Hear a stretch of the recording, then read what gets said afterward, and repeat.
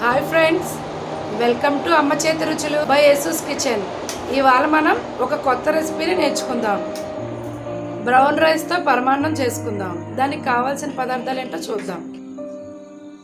1/2 litre పాలు, 2 గంటలు నానబెట్టుకున్న సగ్గుబియ్యం, బాగా ఉడికించి పెట్టుకున్న బ్రౌన్ రైస్, బెల్లం, చిన్నగా తరిగిన కొబ్బరి ముక్కలు, యాలకులు, జీడిపప్పు, కొంచెం సాల్ట్. ముందుగా స్టవ్ ఆన్ చేసుకొని పాలను మరిగించుకుందాం. పాలు మరిగాయి కదండి, దీనిలో మనం సగ్గుబియ్యాన్ని యాడ్ చేద్దాం.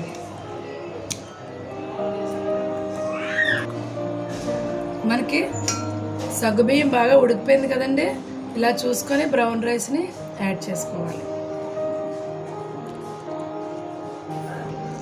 సగ్గుబియ్యం బాగా నాని ఉన్నాయి కదండి, అందుకనే తొందరగా ఉడికిపోతాయి.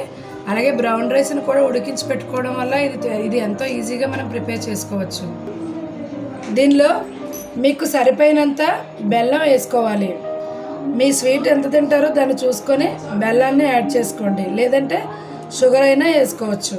కొంచెం ఉప్పుని వేసుకోవాలి. వేసుకొని బాగా కలుపుకోవాలి. వేసుకొని జీడిపప్పుని ఫ్రై చేసుకోవాలి. బెల్లం కరిగింది కదండి, దీనిలో కొబ్బరి ముక్కలను యాడ్ చేసుకుందాం.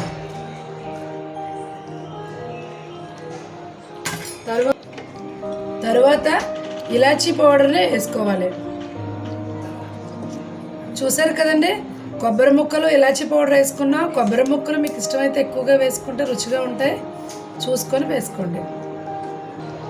చివరగా నెయ్యిలో వేయించుకున్న జీడిపప్పులు వేసుకొని స్టవ్ ఆఫ్ చేసుకోవాలి.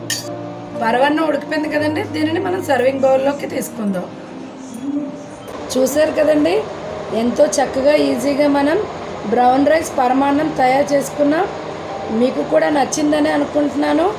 ట్రై చేయండి, టేస్ట్ చేయండి, లైక్ చేయండి. నా ఛానల్ని సబ్స్క్రైబ్ చేసుకోండి.